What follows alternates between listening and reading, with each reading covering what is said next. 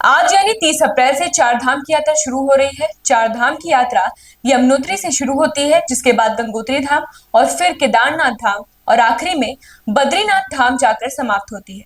तो अगर आपने भी इस बार चार धाम यात्रा करने का मन बनाया है, तो आपको हम अपनी इस रिपोर्ट में ये यात्रा से जुड़ी हर एक जानकारी देने वाले हैं। इस रिपोर्ट में यात्रा की प्लानिंग कैसे करें, कहाँ रुकें, कैसे करें रजिस्ट्रेशन, कैसे करें दर्शन, सबकी डिटेल्स में जानकारी दी जाएगी। तो आइए सबसे पहले ये जानते हैं कि हमें कहाँ कहाँ दर्शन करना है और किस मंदिर का कपाट कब खुलेगा। दरअसल इस चार धाम यात्रा में आपको यमुनोत्री, केदारनाथ, बद्रीनाथ और गंगोत्री के दर्शन करना होगा। यमुनोत्री के कपाट 30 अप्रैल को खुलेंगे और 23 अक्टूबर को बंद होंगे। वहीं केदारनाथ का कपाट 2 मई को खुलेगा और 23 अक्टूबर को बंद हो जाएगा। वहीं बद्रीनाथ का कपाट 4 मई को खुलकर 6 नवंबर को बंद होगा, जबकि गंगोत्री का कपाट 22 अक्टूबर को बंद होगी। तीर्थ यात्रा ऑनलाइन या ऑफलाइन दोनों तरीकों से रजिस्ट्रेशन करवा सकते हैं। उत्तराखंड सरकार की सरकारी website registration and tourism care.uk.gov.in पर ऑनलाइन रजिस्ट्रेशन करवाया जा सकता है। इसके साथ ही mobile app tourist care Uttarakhand पर भी पंजीकरण किया जा सकता है। रजिस्ट्रेशन के बाद ई प्रमाण पत्र जरूर डाउनलोड कर लें। चार धाम यात्रा के दौरान ई प्रमाण पत्र दिखाना जरूरी होगा। वहीं ऑफलाइन रजिस्ट्रेशन के लिए हरिद्वार, ऋषिकेश और देहरादून को मिलाकर 60 रजिस्ट्रेशन सेंटर खोले गए हैं, जहां यात्रियों के आईडी प्रूफ और मेडिकल सर्टिफिकेट और फोटो से रजिस्ट्रेशन किया जाएगा। यात्रा के दौरान तीर्थ यात्रियों के 60% ऑनलाइन और 40% ऑफलाइन रजिस्ट्रेशन होंगे। अपनी यात्रा यमुनोत्री से शुरू करें, फिर गंगोत्री से होते हुए केदारनाथ धाम पहुंचे और बद्रीनाथ धाम पर यात्रा समाप्त करें।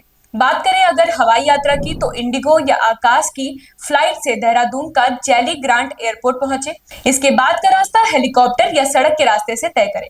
लेकिन अगर आप ट्रेन से जाने की सोच रहे हैं, तो आप वंदे भारत, जनशताब्दी और उत्तराखंड एक्सप्रेस से ऋषिकेश, हरिद्वार और देहरादून रेलवे स्टेशन पहुंचे। इसके बाद सड़क के रास्ते या हेलीकॉप्टर से यात्रा करें। लेकिन अगर आप खुद के वाहन से यात्रा करने का विचार बना रहे हैं, तो आप पहले ऋषिकेश, हरिद्वार और देहरादून पहुंचकर सबसे पहले जानकी पट्टी पहुंचे। यहाँ यमुनोत्री के दर्शन करें, फिर उत्तरकाशी होते हुए गंगोत्री के दर्शन करें। गंगोत्री से रुद्रप्रयाग, गौरीकुंड होते हुए केदारनाथ के दर्शन करें, फिर चमोली, जोशीमठ होते हुए बद्रीनाथ धाम के दर्शन करके अपनी चार धाम यात्रा पूरी करें। अगर आपको यमुनोत्री में रुकना है, तो आप जानकी चट्टी, हनुमान चट्टी या खरसाली में रुक सकते हैं। इसके अलावा केदारनाथ में गौरीकुंड, रामबाण, जंगल चट्टी और मंदिर के पास रुकने की व्यवस्था की जाती है। वहीं बद्रीनाथ में बद्रीनाथ टाउन, माड़ा गांव या जोशीमठ में रुकने की व्यवस्था होती है, जबकि गंगोत्री में गंगोत्री सिटी, हर्षिल मेरो घाटी और सूखी टॉप पर आराम किया जा सकता है। यमुनोत्री में सुबह 6 से दोपहर 2 बजे तक और दोपहर 3 से रात के 9:30 तक दर्शन किया जा सकता है।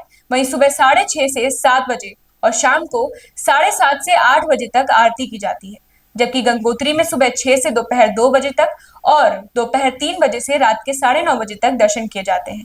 वहीं सुबह 6 बजे से 6:30 तक और शाम के 7 से 7:30 तक आरती की जाती है, जबकि केदारनाथ धाम में सुबह 7 से दोपहर 3 बजे तक और दोपहर 3 बजे से 9 बजे तक दर्शन कर सकते हैं। वहीं आरती का समय सुबह 4 बजे से 4:30 और शाम के 6 बजे से 6:30 तक होता है। बद्रीनाथ की अगर हम बात करें, तो सुबह 4:30 से दोपहर के 1 और शाम के 4 से रात के 9 तक दर्शन किया जाता है, जबकि आरती सुबह 4:30 से 5 और शाम 6 से 6:30 तक होती है। दर्शन को सुविधाजनक और सरल बनाने के लिए राज्य सरकार की तरफ से टोकन सिस्टम लागू किया गया है। बद्रीनाथ में दर्शन के लिए आपको ISBT बद्रीनाथ, BRO सर्कल या माड़ा पार्किंग से टोकन मिल जाएगा। इसके अलावा यमुनोत्री में आपको जानकी चट्टी से टोकन मिलेगा। वहीं गंगोत्री में दर्शन के लिए गंगोत्री मंदिर में ही टोकन मिल जाएगा, जबकि केदारनाथ में दर्शन के लिए केदारनाथ मंदिर में दर्शन के लिए टोकन मिलेगा।